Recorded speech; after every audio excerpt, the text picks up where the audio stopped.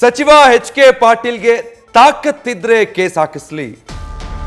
ನಾನು ದಾವಣಗೆರೆಯಲ್ಲಿ ಹೇಳಿದ ಮಾತಿಗೆ ಈಗಲೂ ಬದ್ಧವಾಗಿದ್ದೇನೆ. ತಾಕತ್ತಿದ್ರೆ ಸಚಿವರಿಗೆ ನನ್ನ ಮೇಲೆ ಕೇಸ್ ಹಾಕಿಸ್ಲಿ ಅಂತ ಎಚ್.ಕೆ. ಪಾಟೀಲ್ ವಿರುದ್ಧ ಕೆ.ಎಸ್. ಈಶ್ವರಪ್ಪ ವಾಗ್ದಾಳಿ ನಡೆಸಿದ್ದಾರೆ. ಎಚ್.ಕೆ. ಪಾಟೀಲ್ ಮಾತನಾಡಿರೋದು ಅಚ್ಚರಿ ತಂದಿದೆ.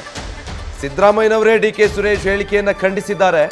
ಹೀಗಿರುವಾಗ ಎಚ್.ಕೆ. ಪಾಟೀಲ್ ಮಾತಾಡಿದ್ದು ಸರಿಯಲ್ಲ ಅಂತ ಶಿವಮೊಗ್ಗದಲ್ಲಿ ಮಾಜಿ ಡಿಸಿಎಂ ಕೆ.ಎಸ್. ಈಶ್ವರಪ್ಪ ಸಿಡಿಮಿಡಿಗೊಂಡು ಪ್ರತಿಕ್ರಿಯಿಸಿದ್ದಾರೆ.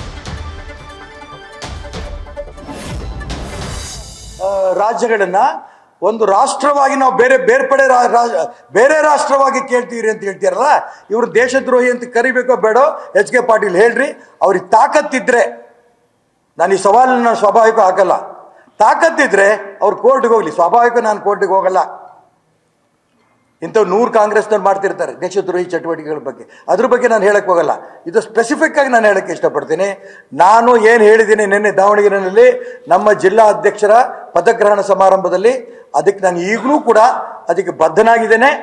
ನಾನು ಹೇಳಿರೋದು ಇಷ್ಟೇನೆ, ಯಾರು ದೇಶವನ್ನು ಒಡೆಯುವಂಥ ಪ್ರಯತ್ನದ ಹೇಳಿಕೆ ಕೊಟ್ಟಿದ್ದಾರೆ, ದಕ್ಷಿಣ ಭಾರತವನ್ನು ಬೇರೆ ರಾಷ್ಟ್ರವಾಗಿ ಕೇಳಬೇಕಾಗತ್ತೆ ಅಂತ ಹೇಳಿದ್ದಾರೆ, ಇಂಥ ರಾಷ್ಟ್ರವನ್ನು ಒಡೆಯುವಂಥ ಪ್ರಯತ್ನ ನಡೆಸ್ತಾರೆ ಅಂತ ರಾಷ್ಟ್ರದ್ರೋಹಿಗಳ ಬಗ್ಗೆ, ಯಾಕೆಂದರೆ ಡಿ.ಕೆ. ಸುರೇಶ್ ಮತ್ತು ಅವ್ರಿಗೆ ಸಪೋರ್ಟ್ ಆಗಿ ವಿನಯ್ ಕುಲಕರ್ಣಿ ಮತ್ತು ಇವ್ರಿಗೆ ಸಪೋರ್ಟ್ ಆಗಿ ಡಿ.ಕೆ. ಶಿವಕುಮಾರ್, ಇವರೆಲ್ಲರೂ ಹೇಳಿರೋದ್ರಿಂದ ಇವರೆಲ್ಲರೂ ರಾಷ್ಟ್ರದ್ರೋಹಿಗಳು ಅಂತ ಮಾತನ್ನ ಪುನರುಚ್ಚಾರ ಮಾಡ್ತಾ ಇದ್ದೀನಿ. ಇವ್ರ ಬಗ್ಗೆ, ಇಂಥ ದೇಶವನ್ನು ಒಡೆಯುವಂಥ ಕೆಲಸ ಮಾಡ್ತಾರಂತ ಕಾಂಗ್ರೆಸ್ಸಿಗರ ಬಗ್ಗೆ ನರೇಂದ್ರ ಮೋದಿಯವರು ಕಾನೂನು ತಗೊಂಡ್ಬಂದು ಇಂಥ ರಾಷ್ಟ್ರದ್ರೋಹಿಗಳಿಗೆ ಗುಂಡಿಟ್ಕೊಳ್ಳಂತ ಕಾನೂನು ತನ್ನಿ. ಇದನ್ನ ನಾನು ಹೇಳಿರೋದು ಹೌದು, ಇದಕ್ಕೆ ಈಗಲೂ ಕಮಿಟ್ ಆಗಿದ್ದೀನಿ.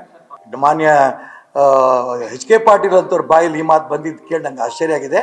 ಡಿ.ಕೆ. ಶಿವಕುಮಾರ್ಗೆ, ಡಿ.ಕೆ. ಸುರೇಶ್ ಅವರಿಗೆ, ವಿನಯ್ ಕುಲಕರ್ಣಿ ಅವರಿಗೆ ನಾನು ಎಚ್.ಕೆ. ಪಾಟೀಲ್ ಒಬ್ಬ ರಾಷ್ಟ್ರಭಕ್ತ, ಅವ್ರ ತಂದೆಯವರು ಕೆ.ಎಸ್. ಪಾಟೀಲ್ರು ನಿಜಕ್ಕೂ ರಾಷ್ಟ್ರಭಕ್ತರು.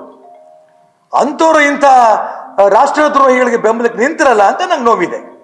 ಆದರೆ ಮಲ್ಲಿಕಾರ್ಜುನ್ ಖರ್ಗೆ ಅವರು, ಸಿದ್ದರಾಮಯ್ಯನವರು ಅದನ್ನು ಖಂಡನೆ ಮಾಡಿದ್ರಲ್ಲ, ನಾನು ಅದಕ್ಕೆ ಸ್ವಾಗತ ಮಾಡ್ತೇನೆ. ನ್ಯೂಸ್ ಫಸ್ಟ್, ನಿರ್ಭೀತಿಯಿಂದ ನಿಮ್ಮ ಪರವಾಗಿ.